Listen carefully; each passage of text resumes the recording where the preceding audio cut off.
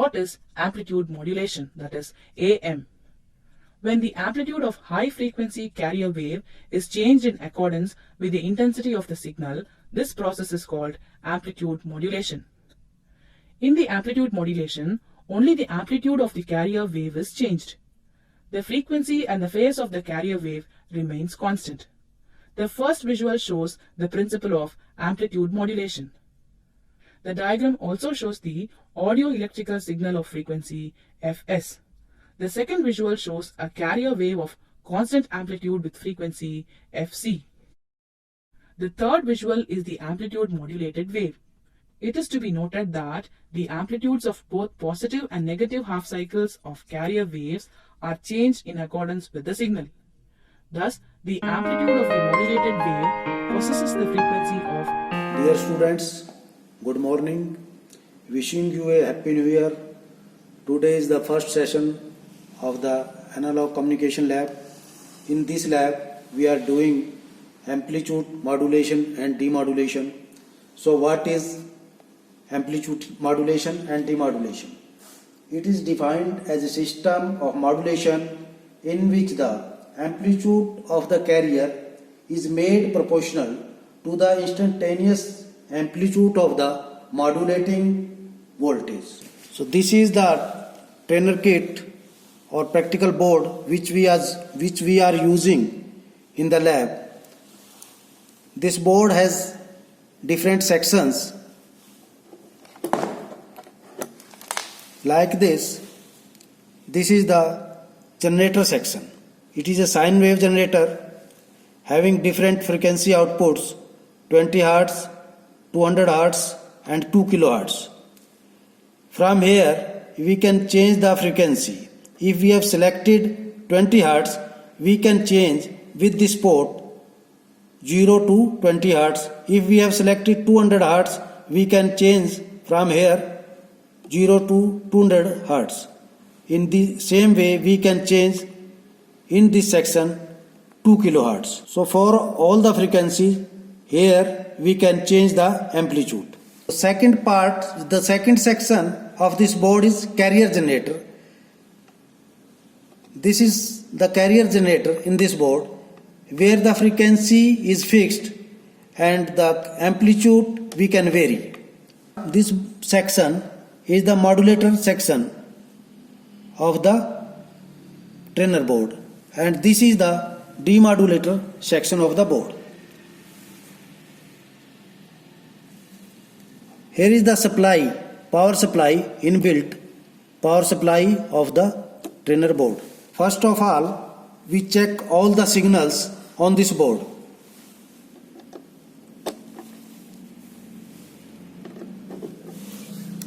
First of all, I am checking on 2 kHz.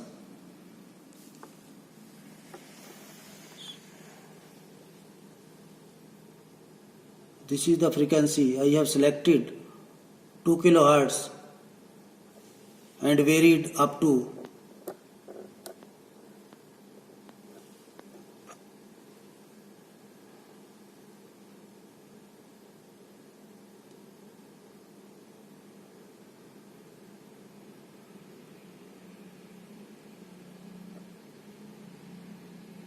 2 kHz and amplitude also we can vary. So this is the maximum amplitude 5.4 volt. Now I am changing the probe selector to 200 Hz. So this is the 200 Hz.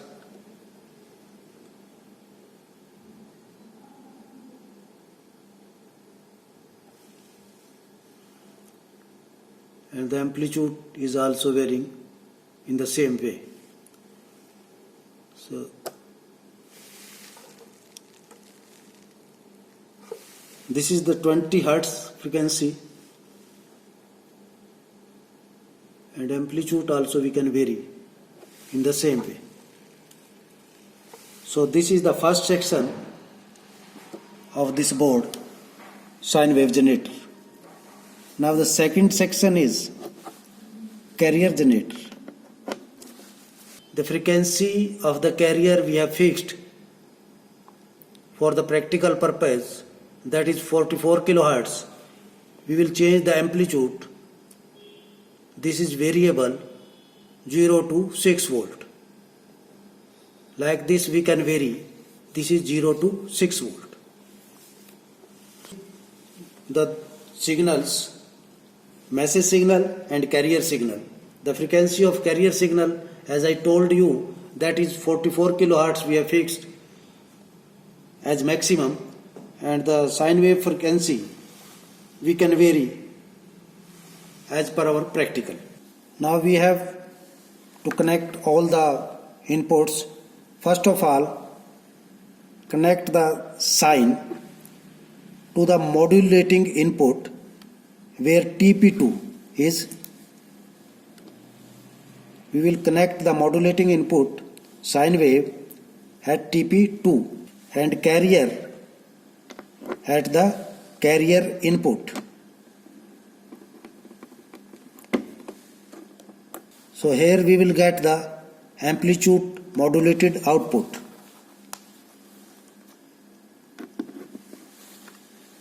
So like this we can see this is the modulated output. Which type of modulated output is this? This is the under modulation. Why this is the under modulation? In this condition we have put the amplitude of the message signal at minimum level. So this condition occurred. So this is the under modulation condition. In this condition we have to calculate the V maxima and V minima. How can we calculate?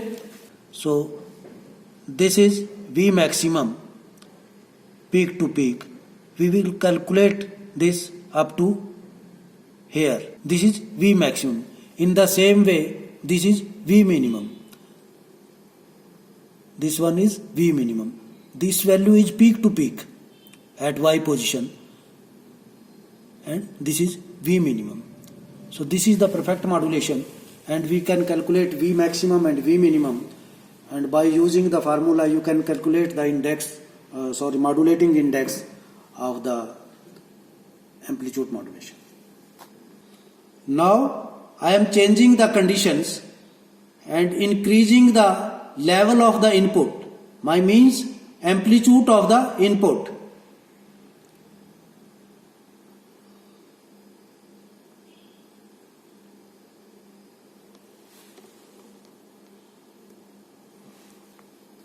This is the 100% modulation. So all the things will be like in same. Now I have increased the amplitude of the message signal.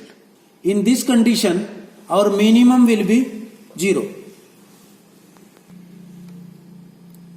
This is the third condition of overmodulation. Why this overmodulation occurs? I have increased the amplitude of the message signal more than the carrier of the carrier signal. In this condition, the value of minima will be in the negative condition. Minus में आप इस voltage को note करेंगे. और modulation index should be 1 and if is greater than, then it is over modulation. So this is the final output of the demodulator section.